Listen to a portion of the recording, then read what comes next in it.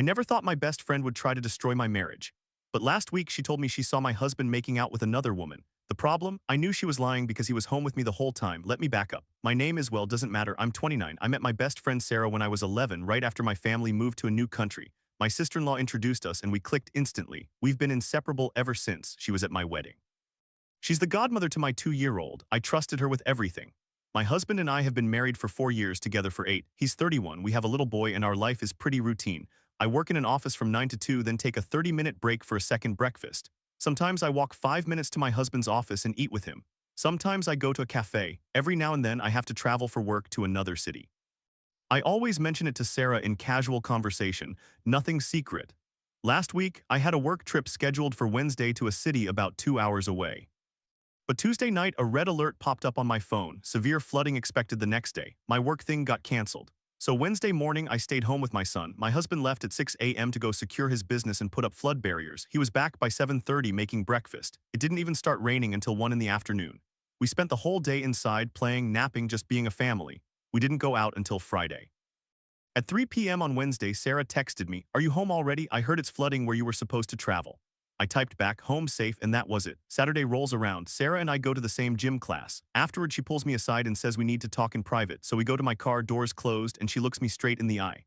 On Wednesday, she says, "I saw your husband with a woman, they were making out, and your kid was in the car." I froze. My heart stopped. For a second, I believed her. But then I remembered Wednesday, I was home. My husband was home. We were together the entire day. I asked her 3 times. "Are you sure it was this Wednesday?" She confirmed 3 times. "What time?" "About 11 a.m. Was it during the red alert?" "Yes." Then she launched into this detailed description, how he was kissing a gorgeous blonde, Barbie-looking, right there in his car with our son in the back seat. She described the clothes he was wearing, the way he held her face. I didn't scream, I didn't cry. I just sat there, processing. I knew she was lying, but why? I didn't scream, I didn't cry. I just sat there in the driver's seat of my car, the gym bag still on the floor, Sarah's words hanging in the air. She was still talking, adding more details, how the woman was tall, had long blonde hair, wore a red dress. She said my husband had his hand on her hip, that my son was just staring out the window. I let her finish. Then I said, "Sarah, I was home on Wednesday. My husband was home. We had our son with us the entire day. We didn't even leave the house until Friday." Her face went blank. She blinked a few times, then she tried to recover. Maybe it was Tuesday or last week, I might have mixed up the days. I asked her again, "You said 11 a.m. red alert Wednesday. You confirmed it 3 times. You described his car, his clothes. How could you see that if we were both at home?"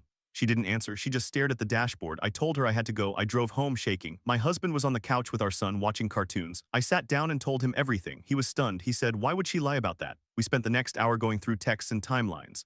Sarah had texted me at 3 p.m. Wednesday asking if I was home. She knew the work trip was canceled. How? I never told her. I only said home safe. That's when it clicked. She must have called my office or checked social media. She knew I was supposed to be away and she tried to use that to plant a seed of doubt. I called her the next day. I said, "Sarah, I need the truth. Why did you tell me that lie?" She started crying. She said she didn't know why. She said she was jealous. She said I spent too much time with my husband and not enough with her. She wanted me to divorce him so we could go back to being single and hang out all the time. That was her logic. She wanted to be my priority again and she thought destroying my marriage was the way. I told her I never wanted to see her again. 20 years of friendship gone. I still don't know if I was overreacting, but I know this: you can't trust someone who tries to break your family just to get your attention. But that wasn't the only betrayal I've faced. There was another one, even worse, because it came from the man I married. I'm 27, my husband Peter is 37, we've been together 6 years, married for 3. We adopted our son Jack when he was 4, he's 7 now and he's my whole world. Peter's bisexual, I've always known that. I never cared. His ex-wife Allison is still around because they share custody of Jack. No, Jack is adopted by both of us. Allison is not his mother, she's just Peter's ex. But Peter's family never accepted our marriage. They're homophobic. They always told Peter he should get back together with Allison. They never let it go. Jack's 7th birthday was supposed to be just family. We drove 5 hours to Peter's hometown, stayed at a hotel, and planned a little party at his parents' house. Cake, balloons, the whole thing.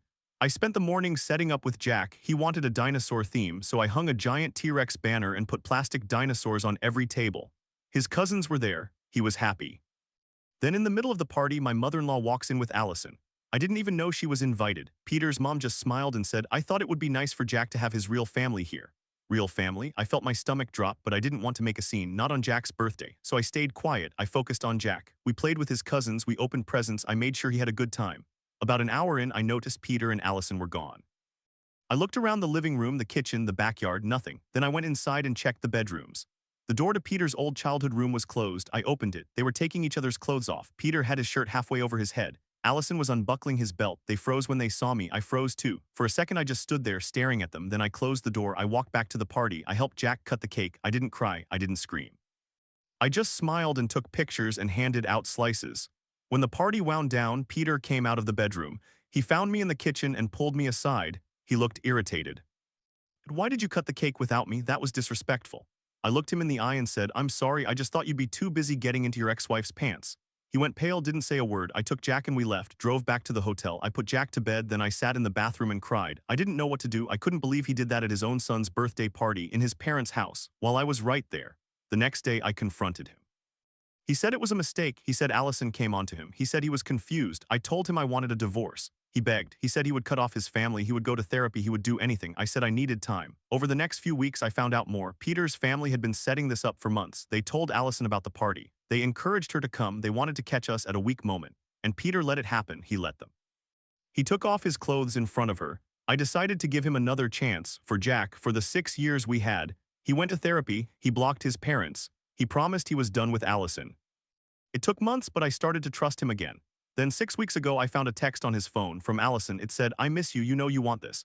He had been texting her for 2 weeks, telling her he loved her, that he never stopped, that he was only staying with me for Jack. I confronted him again. This time he didn't beg, he just said, "I'm sorry you found out this way." I told him to pack his bags. He did. He moved in with his parents. I filed for divorce. Jack asks about him sometimes. I don't know what to say. I just tell him Daddy is on a trip and he loves him very much, but I know the truth, and it kills me. That was bad, but the next betrayal, that one came from someone I trusted the longest, someone I thought I knew better than myself. I was with my ex for 10 years, almost a decade. We met when I was 22, he was 24, and we were that couple everyone thought would make it. We moved in together after 2 years, got engaged after 5, and by year 9 we were actively planning the wedding. We'd finally agreed to try for a baby. We were both in our early 30s. Time was ticking and we both wanted kids, or so I thought. Then something changed. It was subtle at first. He stopped saying "I love you" before he left for work. He started going out drinking with his friends more often. He'd come home late, reeking of beer, and just crash on the couch without even looking at me. I thought it was his mental health. He'd been struggling since the COVID lockdowns we all had. I figured he was just going through a rough patch. One day I sat him down. I said, "Is everything okay with you?" He brushed me off. "I'm fine." So I asked again, "Are we okay?" He looked at the floor, then at the ceiling. He didn't want to answer. I asked a third time. He paused, and in that pause I knew. My stomach dropped. I said, "Do you still love me?" And he said, "I love you, but I'm not in love with you anymore." That was it. Within a week he moved out. He left 90% of his belongings in the apartment. His clothes, his books, his favorite mug. It was like he wanted me to have constant reminders of what I lost. He just walked away. I hit rock bottom, harder than I've ever hit anything. I tried to end it. I won't go into details, but I was at the hospital before I could do any permanent damage. A friend found me. She got me help. After that, I started therapy. I started slowly putting the pieces back together. But the question never left my mind, why? Why did he really leave? Because not in love felt like a lie. We were fine last month. We were planning a wedding. We were talking about baby names. Something else had to be wrong. 8 months later, I ran into a mutual friend at a coffee shop. We started talking and she asked how I was doing. I said I was okay, still confused. Then she looked at me like she was debating whether to say something. Finally, she said, "I don't know if I should tell you this, but he left because you couldn't have kids." I almost dropped my coffee. "What are you talking about?" She said that a few months before he ended things, I had a routine checkup. I mentioned to him that my doctor said there might be fertility issues, nothing definite, but I was scared. I told him, if we can't have biological kids, I'm open to adoption or IVF. He said he was fine with that. He held my hand. He told me it would be okay, but apparently it wasn't okay. He told our mutual friend a week after he moved out that he couldn't be with someone who couldn't give him biological children, that it was a deal breaker, that he pretended to be okay with it, but deep down he knew he wanted his own blood. He just didn't have the guts to tell me to my face, so he made up the not in love excuse. He made it about my personality instead of my body. I sat in that coffee shop and tried to breathe. I thought about all those nights I cried myself to sleep, wondering what was wrong with me. I thought about the hospital, about the pills, about the shame, all because he couldn't have an honest conversation. He let me believe I was broken, that there was something fundamentally wrong with me as a person, but it was my body, my biology. He didn't have the decency to say it out loud. I didn't confront him. I didn't call or text. What was the point? He already chose to lie. He already chose to let me spiral, so I just sat with that truth for a long time. I told my therapist. I cried. Then I started to get angry. That anger saved me. 2 years later, I ran into him at a grocery store. He was with a woman, pregnant. He looked happy. He saw me and froze. I walked up to him calm and said, "I hope she's fertile." Then I walked away, I felt nothing. That was when I knew I was finally over him, but that wasn't the only lie that wrecked me. Some lies fester for decades before they surface. When I was 20, I dated a girl for about a year. We were young, dumb, both going nowhere fast. She got pregnant, I panicked. I begged her to have an abortion. I told her we weren't ready, that I was 1,000 miles away from my family, still in school, still a kid myself. She didn't do it. I'm not proud of what happened next. I cheated on her. We broke up. She kept the baby. I saw my daughter once when she was 2 months old, summer of 95. I remember holding her tiny hand and feeling absolutely nothing. No bond, no connection, just guilt and fear. So I did the cowardly thing. I walked away. I told her mother that I'd be a terrible father, that it was better for everyone if I just disappeared. She agreed, so I did. I met my wife in 2000. We got married in 2000. We have 2 daughters, 7 and 5 now. I'm a good dad to them. I go to every soccer game. I help with homework. I read bedtime stories. I try to be the father I never was to that first child. My wife doesn't know about her. My family doesn't know. I buried that part of my life so deep I almost believed it never happened. Then 2 weeks ago, I got a Facebook message from a girl named Emily. She said, "Are you my dad?" I stared at the screen for 10 minutes. I didn't know what to say. She found me through mutual friends, through old high school connections. She's 28 now. She has a job, a life, a stepfather who raised her. She said she just wanted to know the truth. I didn't respond. I sat in my car and cried. I thought about my wife finding out. I thought about my daughters. I thought about the coward I was. I still don't know what to write back. Part of me wants to apologize. Part of me wants to pretend I never saw the message, but I can't keep lying to myself. I wrote back the next morning, just a simple message. "Yes, I'm your dad. I'm sorry it took me 28 years to say that out loud." I hit send and my hands were shaking so bad I almost dropped my phone. She replied within an hour. She said she wasn't looking for money or a relationship. She just wanted to know who I was, why I left, if I ever thought about her. I told her the truth. I was a scared 20-year-old kid. I made terrible choices and I regretted it every single day. I told her about my other daughters, about my wife, about the guilt that never went away. Then I had to tell my wife. That was the hardest part. I came home from work, sat her down in the kitchen and just let it all out. The pregnancy, the cheating, the abandonment, the Facebook message. She stared at me like I was a stranger. She didn't yell. She just asked, "How could you keep this from me for 15 years? I didn't have an answer that didn't sound like an excuse. She took a week to process. We barely talked. I slept on the couch. I thought I was going to lose her. But eventually she said she wanted to meet Emily first before making any decisions. So we arranged a coffee date, me, my wife, and the daughter I abandoned. It was the most awkward hour of my life. Emily looked like me, same eyes, same chin. She was nervous but polite. My wife asked most of the questions. Emily told us about her stepdad, how he walked her down the aisle, how he taught her to ride a bike. Every word was a knife. But at the end, Emily said she didn't hate me. She said she understood that people make mistakes. She just wanted honesty from now on. I promised her I would never lie again. My wife still hasn't fully forgiven me. We're in marriage counseling. She says she feels like our whole marriage was built on a lie, and maybe it was, but I'm trying. I'm in individual therapy too. I'm learning how to be honest even when it hurts. I talk to Emily once a week now. It's weird and uncomfortable, and sometimes I cry after we hang up, but I'm showing up. For the first time in my life, I'm being a father to both my daughters. And you know what? That's all I can do. I can't undo the past. I can't take back the lies, but I can stop lying today. That's the only way forward. But some lies come from the people closest to you. The ones you trust with your secrets, your fears, your marriage, the ones you've known since you were 11 years old. I met Sarah when I was 11. We moved to a new country and my sister-in-law introduced us.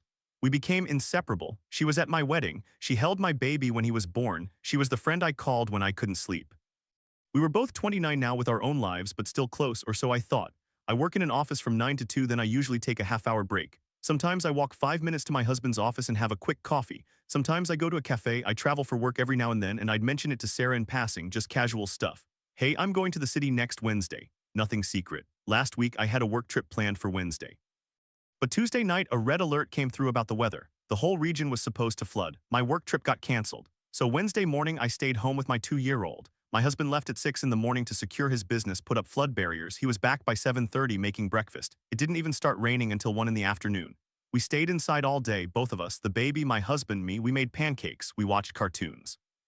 We didn't go out until Friday. At 3 in the afternoon, Sarah texted me, "Are you home already? I saw the flooding where you were supposed to be." I replied, "Home safe." Simple. I didn't think anything of it.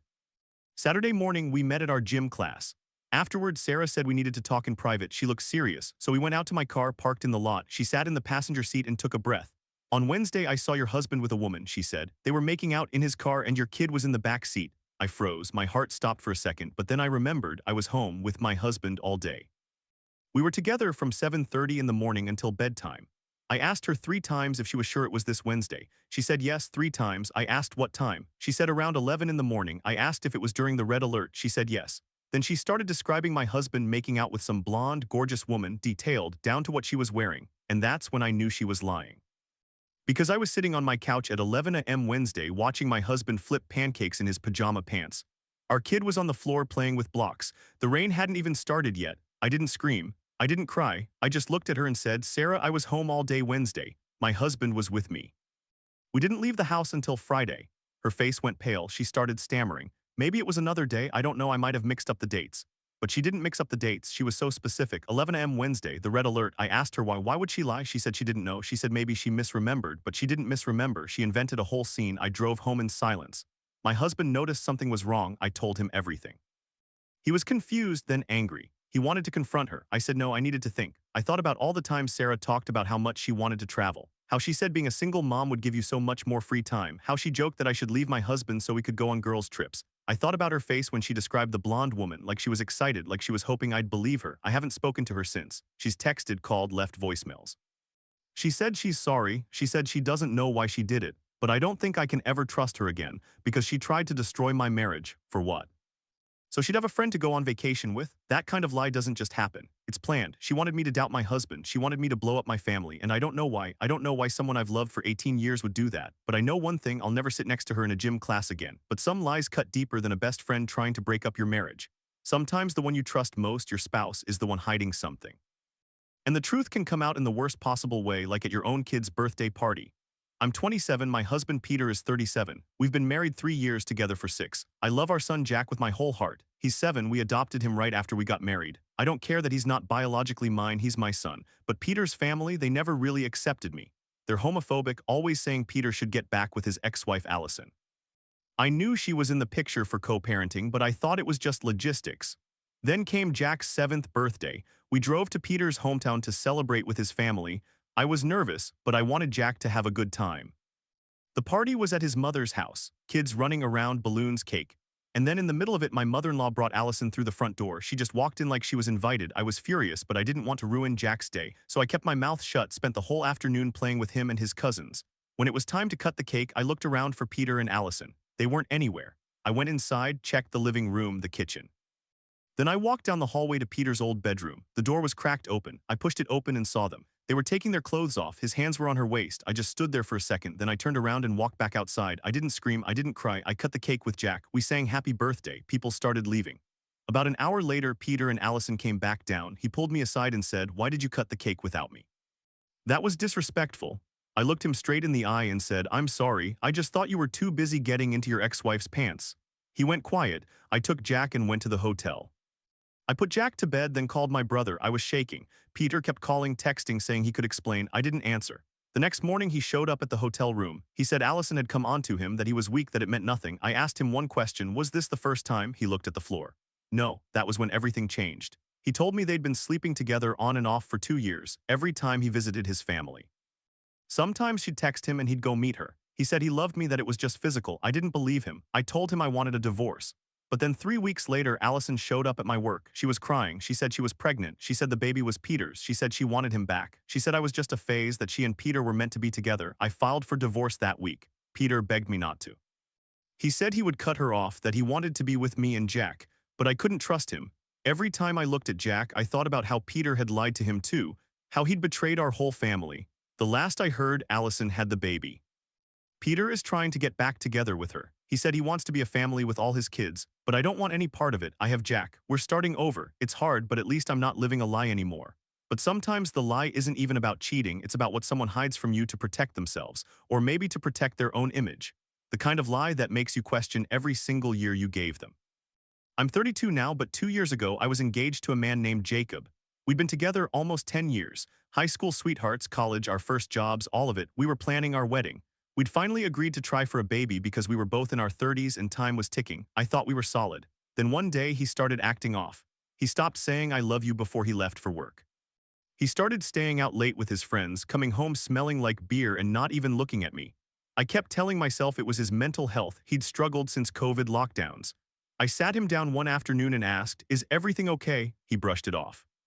"I'm fine," so I asked, "Are we okay?" He looked at the floor for a long time. I asked again, and then he said it, "I love you, but I'm not in love with you anymore." That was it. Within a week he moved out, left 90% of his stuff behind. Every day I walked past his clothes, his guitar, the photo frames we'd picked out together. I spiraled hard, I tried to end it. A friend found me in time, got me to the hospital. I spent weeks in therapy trying to understand what was so wrong with me that he just walked away.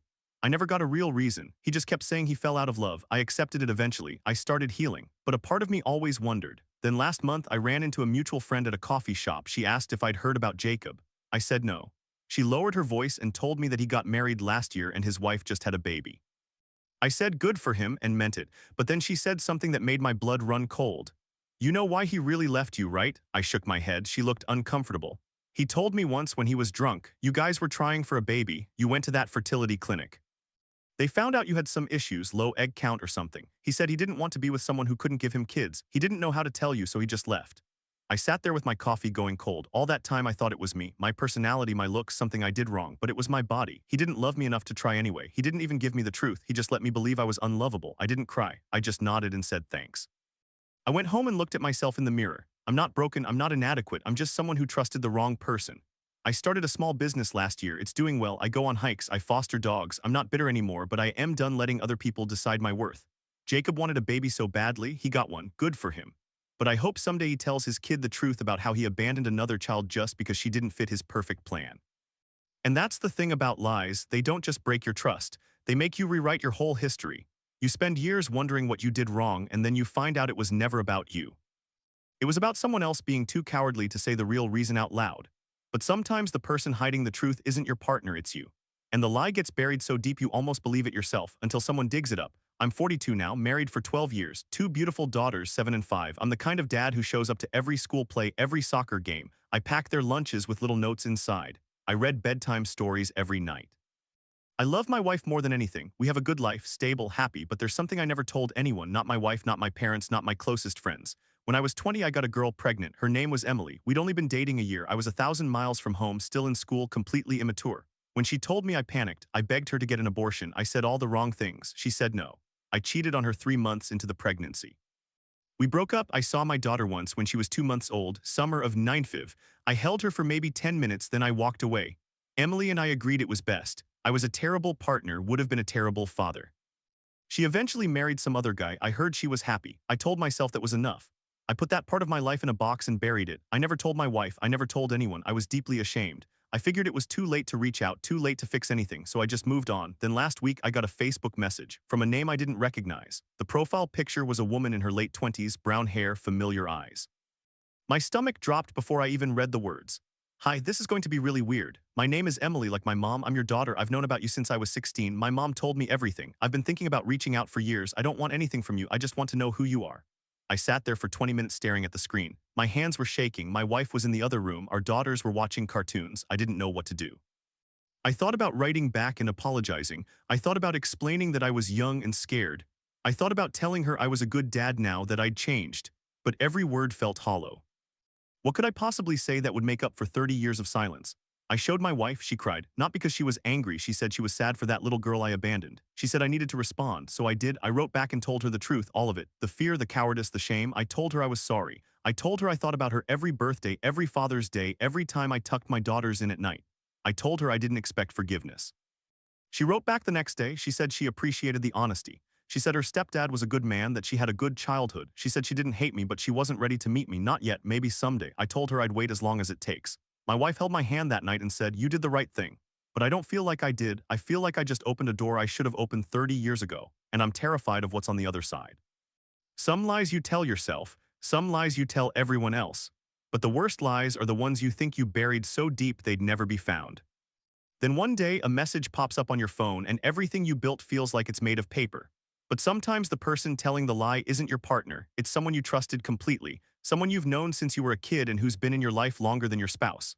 I'm 29. I've been married to my husband for a few years now and we have a 2-year-old. My best friend Sarah, I've known her since we were 11. She was the first friend I made when my family moved to a new country. We grew up together, shared everything. I introduced her to my husband when we started dating. She was my maid of honor. She babysat my son. That's the level of trust. Last week, I had a work trip scheduled for Wednesday. I was supposed to travel to another city for the day. But Tuesday night, a red alert came through about the weather. Flood warnings, the whole city bracing. So Wednesday morning, my work thing got canceled. I stayed home. My husband went out at 6 in the morning to check on his business and put up flood protection. By 7:30 he was back making breakfast. It didn't even start raining until 1 in the afternoon. We spent the whole day together, just the three of us. Watched movies, played with the kid, cooked lunch, totally normal. At 3 Sarah texted me, "Are you home already? It's flooding where you were supposed to travel." I replied, "Home safe," and that was it. We didn't go out until Friday, there was no reason to. Saturday morning, Sarah and I had our usual gym class. Afterward, she pulled me aside and said we needed to talk in private.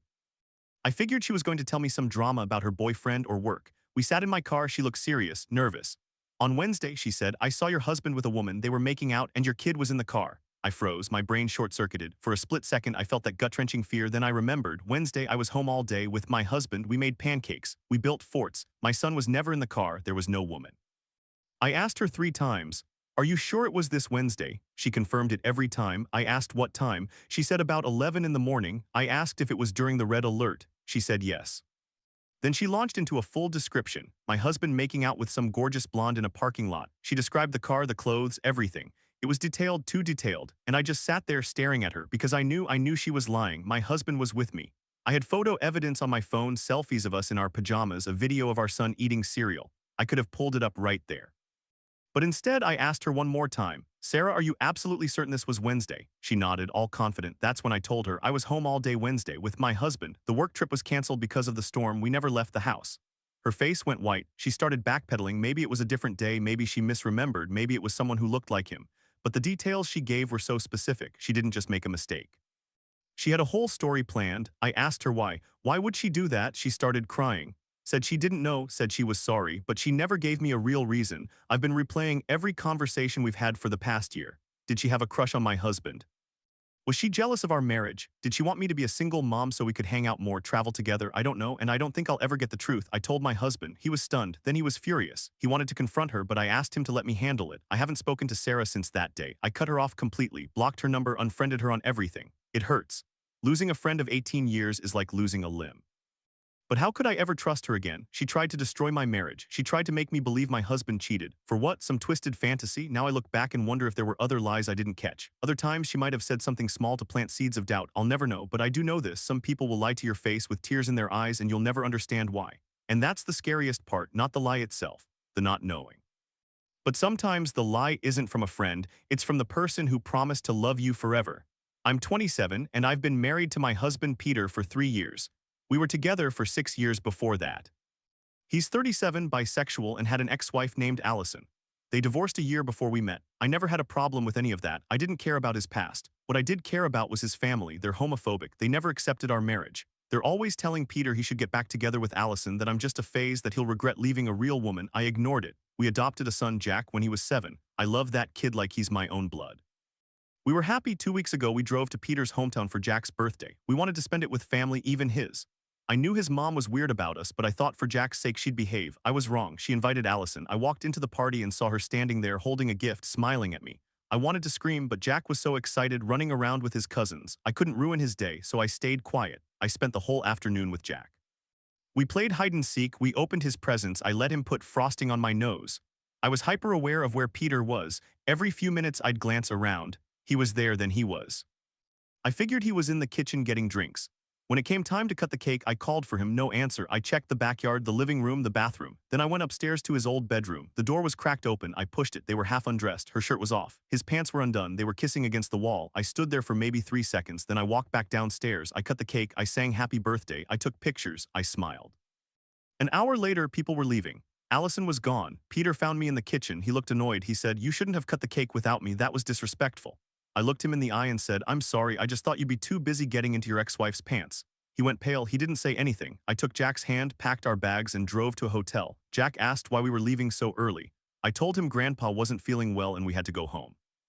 He didn't question it. At the hotel, I called my sister. She told me to leave him. She told me he'd always choose his family over me. I wanted to believe she was wrong. But that night, Peter sent me a text. "I'm sorry, it wasn't what it looked like. She kissed me. I pushed her away. I didn't tell you because I knew you'd overreact." He said I overreacted. He said I didn't give him a chance to explain. He said I was ruining our family over a misunderstanding. But I saw what I saw, 2 people taking their clothes off, my husband, his ex-wife. At our son's birthday party, I haven't gone home yet. Jack and I are staying with my sister. Peter keeps calling. He keeps saying he loves me, that he'll go to therapy, that he'll cut off his family. But I keep seeing that door, that crack of light, those two bodies pressed together. I don't know if I can ever unsee it, and I don't know if I should. But sometimes the lie doesn't come from a friend or a spouse. Sometimes it comes from the person you thought you'd spend your whole life with, and they don't even have the guts to tell you the truth until years later. I'm 34 now. 2 years ago, my ex-fiancé Jacob left me after almost 10 years together. We were planning our wedding. We had finally agreed to try for a baby. I was 32, he was 35. We both knew time was ticking. I thought we were solid, then one day he started acting off. Didn't say I love you before work, started going out drinking with his friends more often, came home late. I figured it was his mental health. He'd been struggling since the COVID lockdowns. So I sat him down one evening. I asked if everything was okay. He brushed me off. I asked if we were okay. He looked at me with this hollow expression, and I knew. I asked if he still loved me. He said he loved me but wasn't in love with me anymore. Within a week he moved out, leaving 90% of his stuff behind. I spiraled hard. I tried to kill myself. A friend found me in time and got me to the hospital. It took months of therapy to get back on my feet, but here's the thing, I never knew the real reason he left until last month. I ran into his sister at a coffee shop. We'd always gotten along. She looked at me with this guilty expression and finally blurted it out. Jacob left because I couldn't have kids. He'd gone to a fertility appointment behind my back, got tested, and found out he had a low sperm count. But instead of telling me, he convinced himself that I was the problem, that I would never get pregnant. That he didn't want to put me through the heartbreak, so he just left, without ever giving me a chance to try, without ever telling me the truth. I sat there in that coffee shop holding a latte I couldn't drink, and I felt like the ground had dropped out from under me again. All that pain, all that guilt I carried for years, thinking I wasn't good enough, thinking I'd driven him away. And it was all because he was too scared to have an honest conversation. I called him that night. He answered, sounding cautious. I told him I knew. He tried to explain, said he didn't want to hurt me, said he thought I'd blame myself, said he was trying to protect me. I screamed. I don't think I've ever screamed like that before. I told him he didn't protect me. He abandoned me. He let me believe I was unlovable. And the worst part, he still never apologized. He just said, I'm sorry you feel that way. Fuck off, Jacob. Fuck off with your cowardice and your lies. I'm done. But sometimes the lies don't start with a partner. Sometimes they start with a decision you made when you were too young to know better. And that lie follows you for the rest of your life. I'm 42 now. When I was 20, I dated a girl for about a year. She got pregnant. I pushed hard for an abortion.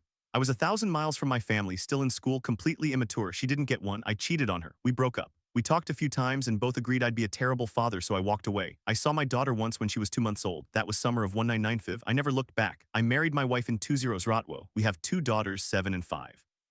I'm a great dad. I coach soccer. I make breakfast every morning. I read bedtime stories. I think a lot of that is driven by guilt over Emily, the daughter I abandoned. But I never told my wife. I never told anyone. I buried that part of my life. Then last week I got a Facebook message from Emily. She's 22 now. She said she'd been looking for me for years. She said her mom told her everything, the cheating, the abandonment, the push for abortion. She said she didn't want money or anything. She just wanted to know why. I stared at that message for an hour.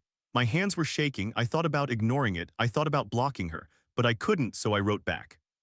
I told her I was sorry. I told her I was a coward. I told her I thought I was doing the right thing by staying out of her life, but I know now that was just an excuse. I told her I have 2 other daughters and I've tried to be the father I wasn't to her. She wrote back, I don't hate you, but I don't forgive you either, not yet. We've been messaging for a few days. My wife saw one of the notifications and asked who Emily was. I had to tell her. She was furious not at the abandonment, but at the lies. She said I'd been lying to her for 20 years. She asked if there were other secrets. I said no. She said she needed time. So now I'm sitting here waiting. I don't know if my marriage will survive this. I don't know if Emily will ever want to meet me. But I do know one thing. Every lie you tell, every secret you hide, it comes out eventually. And when it does, it doesn't matter how good your reasons were. It only matters that you broke someone's trust. And some things can't be fixed. But some betrayals come from the people you trust most, like my best friend of 18 years. I met Sarah when I was 11, right after my family moved to a new country. We were inseparable through middle school, high school, college, and beyond. She was the first person I called when I got engaged. She was my maid of honor. She babysat my 2-year-old son. I thought we'd be friends forever. Then last November, she tried to blow up my marriage. It was a Wednesday. There was a red alert for flooding that day, so my work trip got canceled. My husband left at 6 in the morning to put up flood barriers at his business, and by 7:30 he was back home making breakfast. It didn't even start raining until 1 in the afternoon. We spent the whole day together, me, my husband, and our toddler, just a cozy, boring day inside. At 3 in the afternoon, Sarah texted me, "Are you home? It's flooding where you were traveling." I replied, "Home safe," that was it. We didn't go out again until Friday. Saturday morning, we had our usual gym class. Afterward, Sarah pulled me aside and said we needed to talk in private. We sat in my car. She took a breath and said, "On Wednesday, I saw your husband with a woman. They were making out and your son was in the car." I froze. For maybe 5 seconds, my brain just stopped working. Then I remembered. I had been at home with my husband and son all day Wednesday. Every single second of that day, from the moment he walked in the door at 7:30 a.m. until we went to bed. I asked her, "Are you sure it was this Wednesday?" She nodded. "Yes." "What time?" "Around 11 in the morning." "During the red alert?" "Yes." I asked her 3 times if she was absolutely sure. Each time she confirmed it. Then she started describing him, how he was making out with some gorgeous Barbie look-alike blonde in a parking lot. She gave details about her hair, her jacket, the way they were standing. I didn't scream, I didn't cry, I just looked at her and said, "I was home with him all day Wednesday, we never left the house, so that didn't happen." Her face went blank, she blinked, then she said, "Maybe it was a different day. You said it was Wednesday 3 times. I must have gotten the day wrong." I pulled out my phone and called my husband. He answered on the first ring. I put him on speaker and asked, "Did you leave the house on Wednesday at all? Did you see Sarah?" He laughed. "No, honey, we were eating pancakes at noon." "Why?" I looked at Sarah. She was staring at her hands. I hung up. I asked her one more time, "Why did you lie?" She started crying. She said she didn't know. She said she must have seen someone who looked like him. She said she was just trying to look out for me, but I knew her too well. She wanted me to believe it. She wanted me to divorce him, and I think I know why now, because she thought I'd have more time to travel with her if I was a single mom. I haven't spoken to her since. I blocked her number. I told our mutual friends what happened. Most of them believed me. A couple said I was overreacting, that it was a misunderstanding. But there's no misunderstanding when you fabricate a whole story. When you try to destroy someone's family for your own selfish reasons, she knew exactly what she was doing. And the saddest part, I still don't understand why. We were supposed to be sisters, but some people will lie to your face even when they know you'll catch them. And that was exactly what happened next, except this time it was my husband doing the lying. I'm 27 and my husband Peter is 37. We've been married 3 years, together for 6. He's bisexual, I've always known that. His ex-wife Allison is 37 too. They divorced a year before we met. Peter's family is homophobic and they never stopped pushing him to get back with her. I tried to ignore it because I loved him and I thought he loved me. We adopted a son, Jack, who's 7 now. I love him like my own blood. 2 weeks ago it was Jack's birthday. We drove to Peter's hometown to celebrate with his family. I didn't want to go, but Jack was excited to see his cousins. The party was at his mother's house. Around noon, right as we were about to cut the cake, Allison walked in. I froze. My mother-in-law had invited her without telling me. I didn't want to ruin Jack's day, so I smiled through it. I spent the whole time playing with Jack, running around the yard pretending everything was fine. When it was time to cut the cake, I noticed Peter and Allison were gone. I went inside to look for them. I checked the kitchen, the living room, the back hallway. Then I opened the door to Peter's old childhood bedroom. They were both half undressed. Peter was kissing her neck. Allison was pulling at his shirt. I stood there for maybe 3 seconds. They didn't see me. I backed out silently, closed the door, and walked back to the party. I cut the cake myself. Jack was laughing. Everyone sang happy birthday. I didn't cry. I didn't scream. I just smiled and took pictures. About 40 minutes later, Peter and Allison came back downstairs looking flushed. Peter pulled me aside into the kitchen. He looked angry. He said, "You shouldn't have cut the cake without me. That was disrespectful." I stared at him. I said, "I'm sorry. I just thought you'd be too busy getting into your ex-wife's pants." His face went white. He opened his mouth, but nothing came out. I walked away, grabbed Jack, and went straight to the hotel. Once Jack was asleep, I called a locksmith. I changed the locks on our house. I called a lawyer the next morning. Peter has been calling nonstop, texting, leaving voicemails. He says it was a mistake. He says Allison came on to him. He says he still loves me, but I saw what I saw. I can still picture his hands on her waist, her hair falling over her shoulders, the way he tilted his head to kiss her. Yesterday, I found out more. A friend of mine knows people from Peter's hometown. She told me that Allison was not just an ex-wife, she was a predator. She started a sexual relationship with Peter when he was 14 and she was 24. They got married when he turned 18. She groomed him and his family covered it up. They called it a mature relationship.